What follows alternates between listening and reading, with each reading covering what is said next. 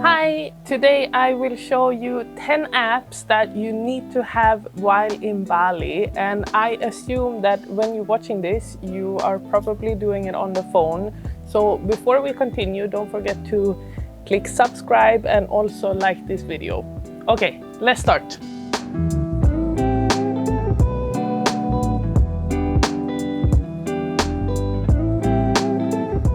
The first app that I want to recommend is BMKG or BMKG.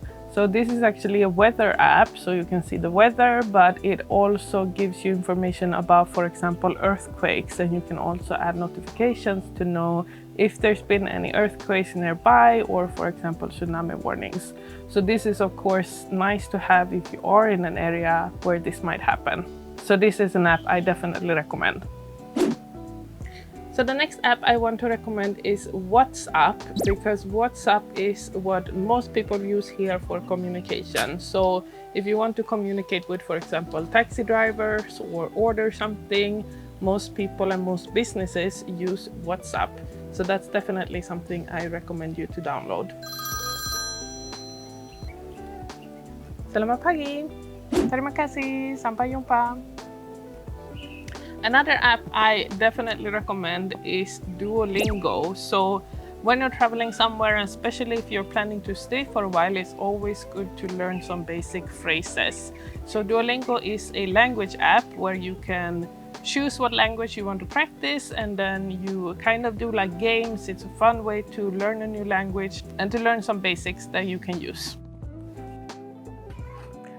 Another app that is really good to have is actually two different types of apps. It's GrabCar or Gojek. It's very common to rent scooters here in Bali, but you can also use GrabCar or Gojek for ordering taxi. So you can use either scooter taxi or by car. You can actually also use the apps to order food as delivery, which is really, really handy. Okay, let's go.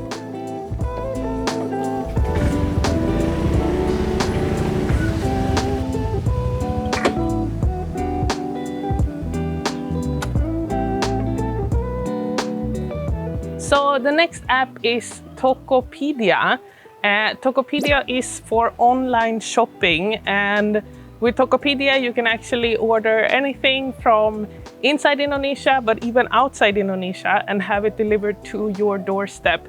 So all you need to do is put some credit on there and then you can shop away.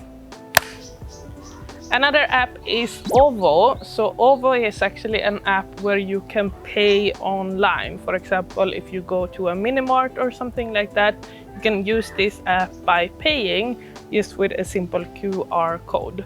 So this app you can actually also use to buy, for example, electric to your house if you're paying that yourself, but also to put more quota on your phone, for example. And speaking of Minimart, here we are, and also speaking of put in quota on your phone. So the next app is actually Telkomsel, which is the most common thing to use while getting a local number here in Indonesia, which I definitely recommend you to do because it's so simple to set up. So with this app, Telkomsel, you can put quota on your phone, but you can actually also buy from the app different type of internet packages that you want to have. It's super easy to do, so I definitely recommend you to download it.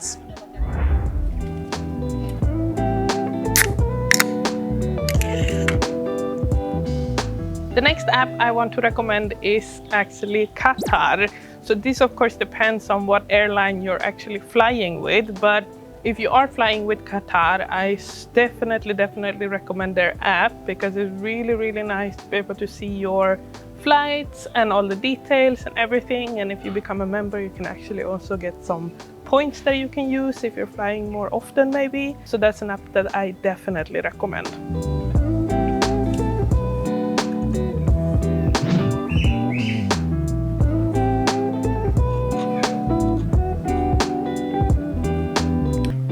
The next app that I want to recommend is Traveloka. So Traveloka is actually an Indonesian website or app, and this is what you can use for example, booking hotel or activities or other thing. So of course you can also use like booking.com and Agoda and those type of other apps, but Traveloka is actually an Indonesian app, so I definitely recommend to check that out also. The last app I want to recommend is actually kind of a Swedish app. So at least in Sweden we have this government app that you can get information from what's happening from Sweden, and also, for example, you can add your email and tell them where you are, and they will also send you information for the country that you are in.